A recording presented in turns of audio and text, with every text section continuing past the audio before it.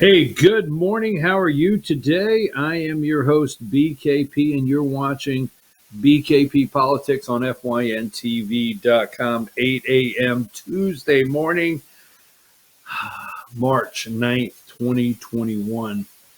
So we're well into March. Joe Biden assumed office. He was installed as the president. We still have in March a barrier around our Capitol, a fenced-in barrier with a barbed wire around the top, razor wire around the top of our Capitol of the United States of America. It's enclosed. In fact, I don't know if the Kremlin, I don't know if Parliament, I don't know if in China. I've not taken the time to look. How about you? There on the bottom of the screen, remember 706-889-9700. You can always text me at the show here. Send me a text message or email me, chief@veterannews.com, BKP Politics. So I have not taken a look. Is Parliament, is it surrounded with, is it fenced in with razor wire around the top? The Kremlin is where we're at. Even in Saudi Arabia, where I don't know, just name so many places in China, the Chinese Communist Party, wherever they have their meetings or their government is located at. I don't know. Here we are, March 9th. Joe Biden has still not held a press conference. And we know why. And we will see he's totally handling they handled the day. Every day the media is completely handled. The Biden camp, their administration handles everything. I sent you one video. I think it's only one video. I don't know. Let me see which one it is here. What did I send you this morning? But anyhow, we don't have a press conference, right? We don't have a press conference. We don't have put up. He has a break now. Yesterday, President. Always have to pause. That's a tough one. The President of the United States of America, Joseph Plugs, right? Let's say that for Rush. Do you remember why? We'll show you later. You might not know it now why Rush called him Plugs. Years ago, was it back in the 80s, there was this hair transplant system where they put plugs into your head of hair to regrow it. And at one time, you could see, and Rush Limbaugh named him Plugs. But give me number 28. Yesterday, Plugs, right here, President Biden nominates 2 female generals for 4-star command. So we have 2 new 4-star generals here, 2 females that were held up under the Trump administration. They like to say that. I didn't get a chance to see why. But the point is the Secretary of Defense was present and stumbling, he's a buffoon. Play the video where he can't even remember why he's there. He doesn't know exactly why he's in the room. Okay, play that video.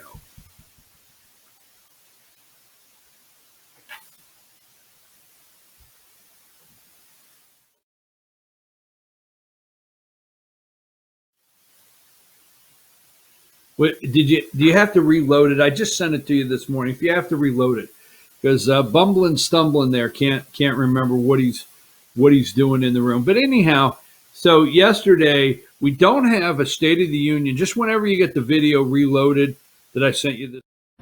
So I want to thank you both, and I want to thank the former general. I keep calling him general, but the guy who runs that outfit over there. I want to make sure we thank the Secretary for all he's done to try to implement what we've just talked about, and for recommending these 2 women for promotion. Thank you all. May God bless you all, and may God protect our troops.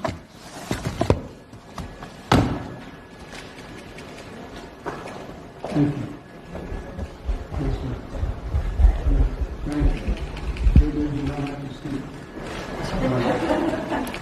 Thank you, everybody.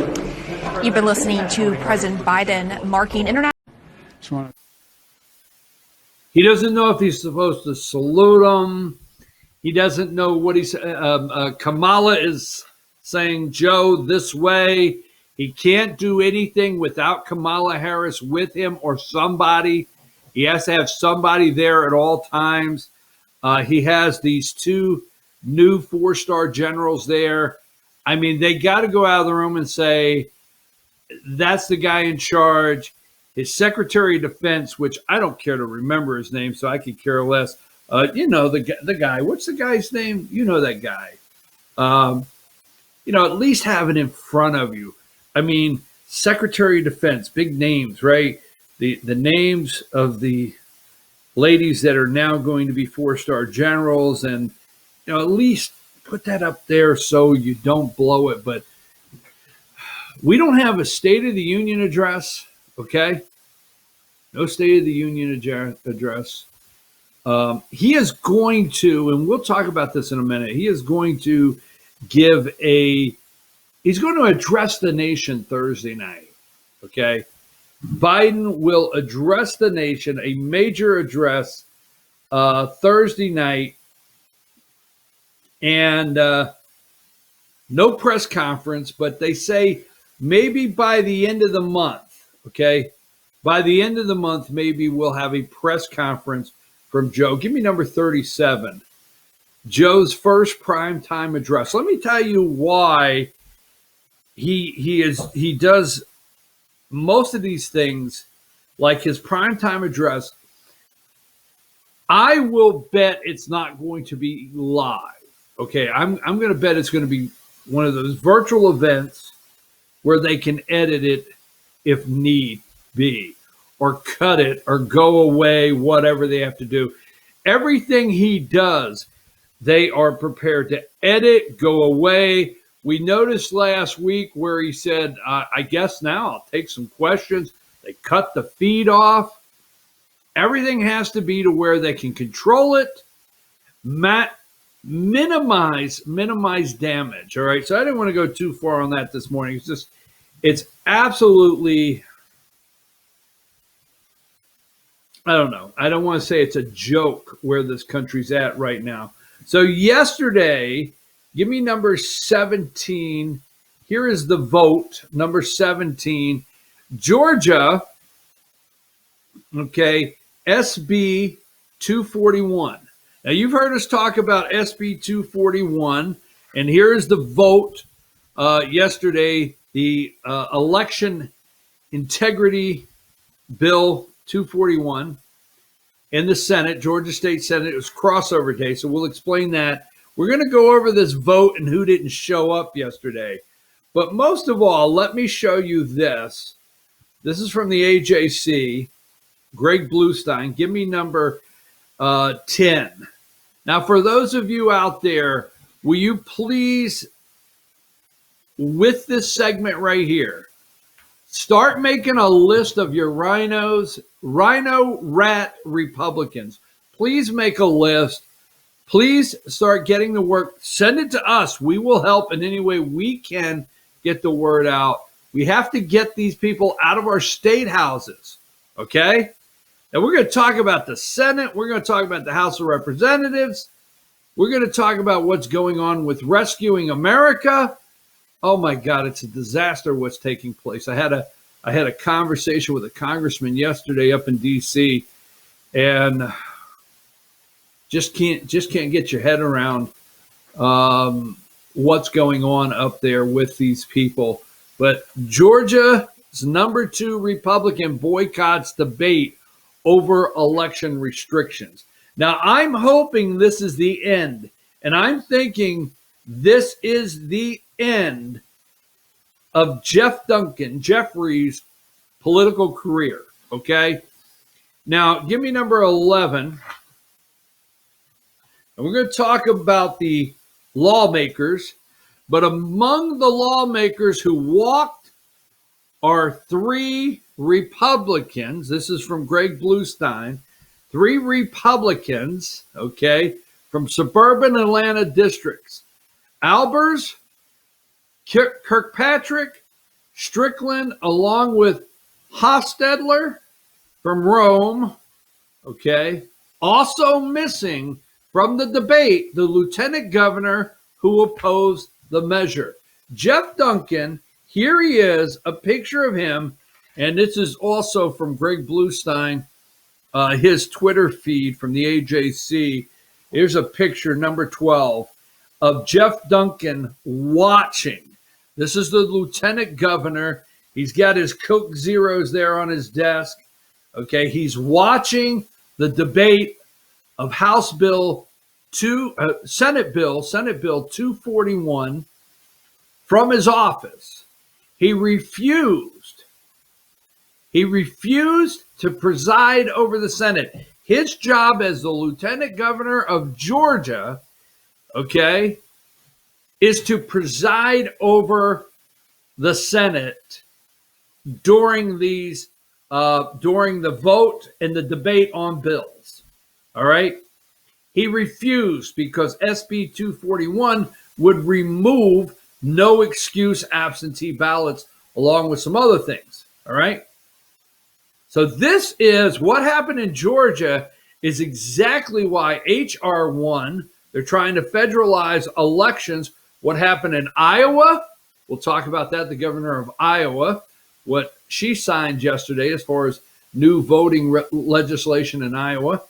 Also, Georgia. Now, this has not been signed by the governor. We'll explain what happens to HB 531 and SB 241 that we've talked about here in Georgia every day on the program. But this is Jeff Duncan, lieutenant governor. This is the never Trumper turned against Donald Trump. This is the CNN superstar who walked off the floor yesterday. We hope, and only you can determine, I will do what I can do here, what little I can do to make sure that Duncan is no longer lieutenant governor or has any kind of go back to number 10. He boycotted the debate, walked off the floor. Now, I watched the Senate debate last night. He came back on the floor after it was done, and he presided over the Senate, but walked right off of it. Now, number 17, okay, give me 17 again. Here is the vote, all right? And here are Republicans that are excused. There's 6. The 6 of them, these are the Republicans right there. You can go and look. This is how they walked off. They did not vote. Albers, okay, you can see down there. You can go and look and see if your senator voted. Our senator here where I'm at voted for this, State Senator Steve Gooch. But you can see they walked off the floor. And as I showed you on the tweet, let me just give you the tweet one more time from Bluestein. Here you go. Number 11. Among the lawmakers who walked off are 3 Republicans. Okay, Republicans. So here they are. Number 13. I want you to know who they are. America out there. You need to know, even though this is on the state level, wherever you're at in America, these are, and the reason I'm doing this is these are rhino rats, and you have them in every state, rhino rats. Forget those Democrat districts right now. This is a problem in your state. This is a problem in Georgia. Let us know. We will help you any way we can. We have to band together, rural America, okay? We have to band together, get these people out. Here he is, Senator John Albers. Is that his name? He's from the 56th district. He's a Republican from Roswell, okay? He walked off the floor yesterday, refused to vote, Okay. Here's another one, number 14, from the 52nd District. Okay. Here is Senator Chuck Stedler, I guess Huffstetler. Okay. We'll say that. He's from Rome, Georgia. Walked off the floor. Did not vote. Walked off the floor. Here's another one, number 15. Here is another rhino rat from Marietta, right there around the Atlanta district. Claims to be a Republican. Senator Kay Kirkpatrick from the 32nd district, a Republican from Marietta, Georgia. Walked off the floor. Refused to vote yesterday. SB 241. Okay? And here is this is a big rat right here. Republican Rhino Rat number 16, okay? Senator Brian Strickland, okay, from the 17th District from McDonough. These rats walked off the floor, put up 11 there for a minute, okay, 11, and we will go, hold on, SB 241. And we're just going to highlight for you out there in America a couple things that SB 241. Now let's explain something. HB 531 of the House, it passed, I guess, a week ago. SB 241 passed yesterday out of the Senate. Just so you know, out there in America, if you're wondering what's going on with Georgia legislation concerning, comprehensively revise elections and voting. Okay.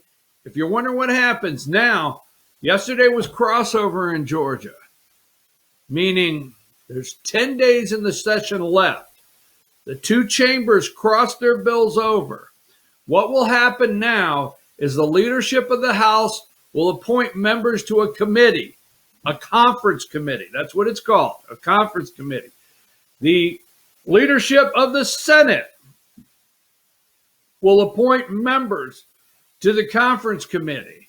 They will then take SB 241 and HB 531. So it's not over. Don't relax. Today, you have to look and see out there, Georgia, who's going to be on this conference committee. You cannot breathe a sigh of relief. Last night at midnight, you could go, we got it over this hurdle, okay? The finish line is the governor, Brian P. Kemp, signing a good piece of legislation. Now, HB 531 does not go the distance in Georgia. It's a good piece of legislation, but it didn't go the distance on absentee ballot and some other things. SB 241, okay? It did an amazing job, all right? It did an amazing job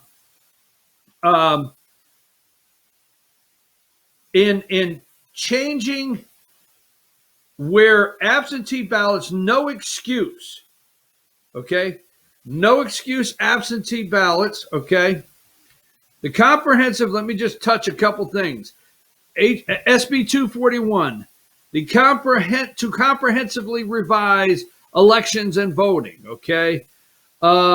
Related to elections and primary general elections, the establishment of blah, blah, blah, let's see. To limit, there's a couple hot points I really like here.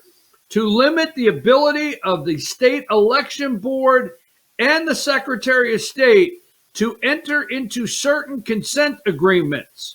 Okay? You cannot, with this bill, if this stays in here, the Secretary of State, Brad Raffensperger, which we love Brad here, right? Brad, you're always welcome on the show. Call me, Brad. Call me. You can be on the show. Call me, Brad. I'll have you right on here, okay?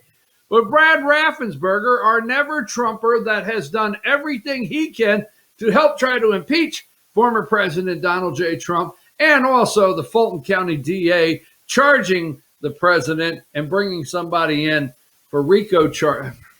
Just goes on. But anyhow, remember the consent agreement? that he entered the Secretary of State back in March of last year? March. Wow. Seems like a year ago, close to right now, a year ago, that Brad Raffensperger was sitting down with Democrats. Well, there's a revelation I didn't think about today. Well, we're in March.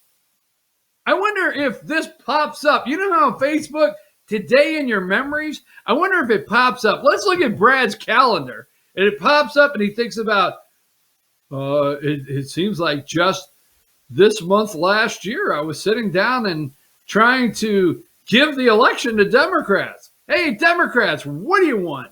You can have whatever you want. He rushed in, sold us out. That's March. But this bill would not allow him to do that. It would have to go through legislation. Let's see.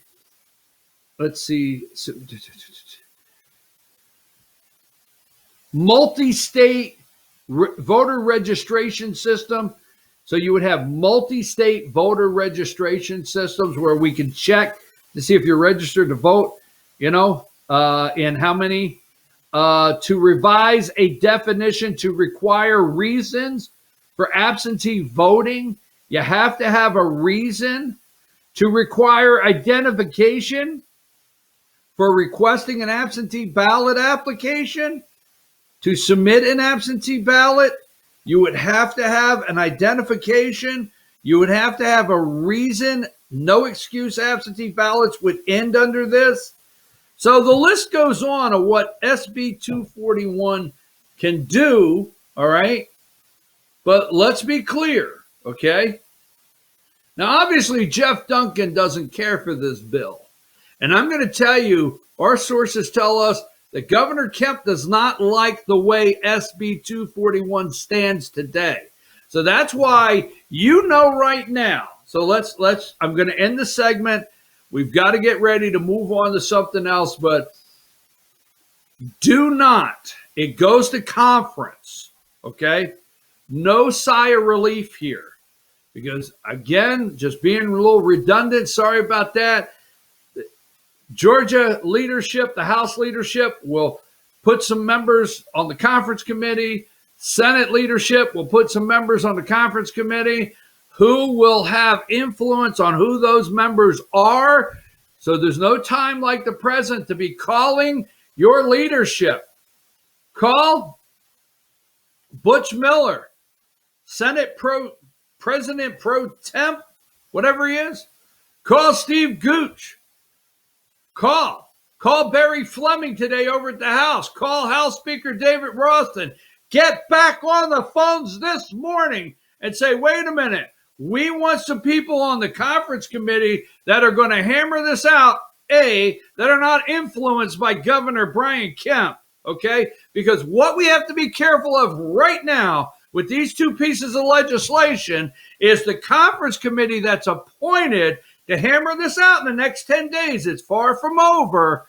Is not influenced. What scares the hell out of me is they get in a room right now and they sit down and they say, what will the governor sign and what will the governor not sign? They sit down and maybe a little piece of paper is slid under the door. Just saying it, just an example of what could happen. A little piece of paper slid under a door saying, here are the things that the governor wants out for him to sign it.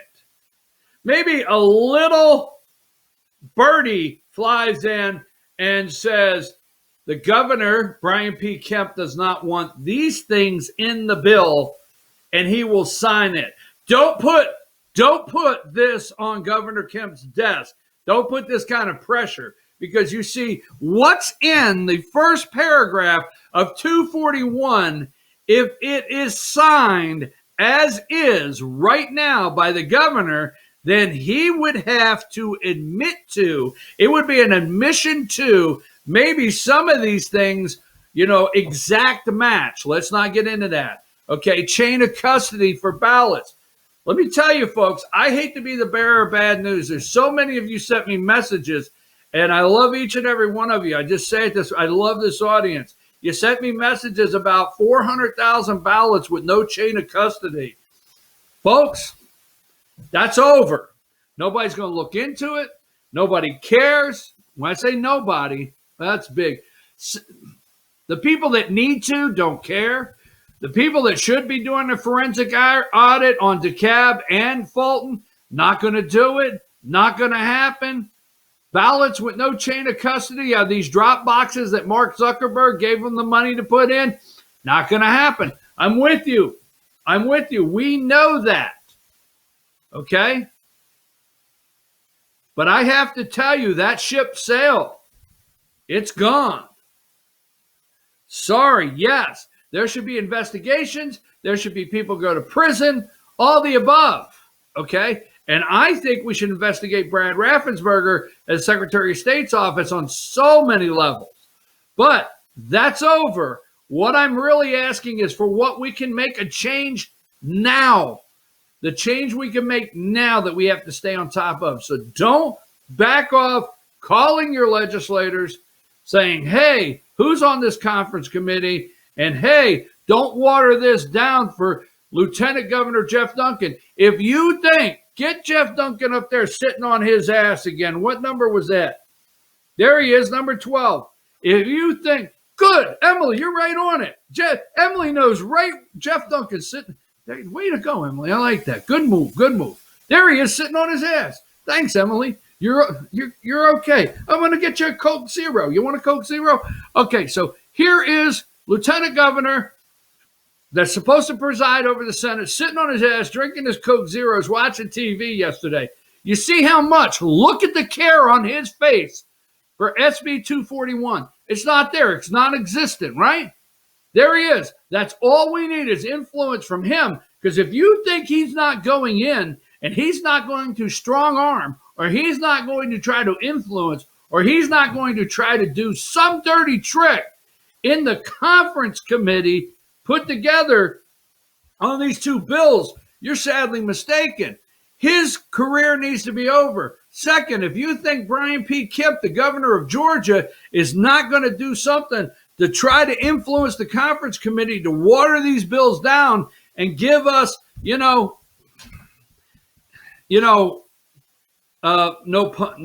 want to go after Coca-Cola. Coca-Cola, don't want to go after Coca-Cola, far be it from me to institute anything, right?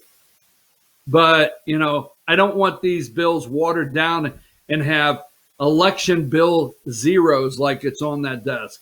So, good job, Senate. Georgia State Senators, good job on this bill. It's a good piece of legislation. Way to stand strong. We know the attacks. We know what you've been under. I had a state senator tell me that within 1 hour, folks, 1 hour, the inbox was over 1,000 emails in the inbox of attacks from Fair Fight and people all over the state, Democrats attacking this bill. Okay, so big shout out to Georgia State senators that stayed on the floor yesterday. Big shout out for passing this piece of legislation, SB 241. Stand strong, but let's roll one more time. Lieutenant Governor of Georgia, a Republican rat, rhino rat, needs to go.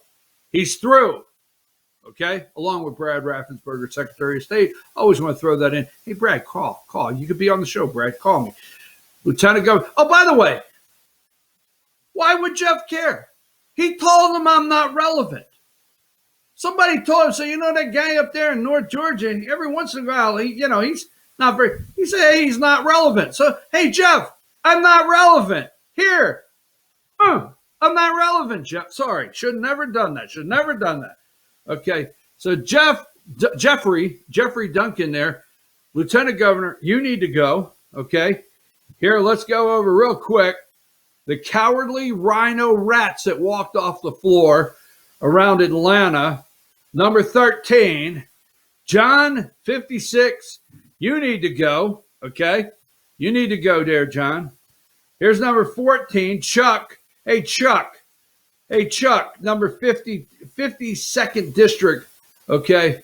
In the 52nd District there, Chuck walked off the floor, didn't vote. let's make sure you remember who K is. Number 15, K Kirkpatrick, a Republican from Marietta, walked off the floor with Jeff Duncan. I hope you're all sitting around drinking a 6-pack of Coke Zeros in Jeffrey's office. Okay. And number 16, Brian Strickland, okay, Republican from McDonough, all right, walked off the floor. I'm your host, BKP, 8:31 a.m. When we come back, okay, when we come back, how about this? How about this right here, folks, okay? Number one, number one, I know, Emily, you have to, she has to change this, but I don't want to go without saying, we come back. COVID bill would pay federal employees to stay home with their kids.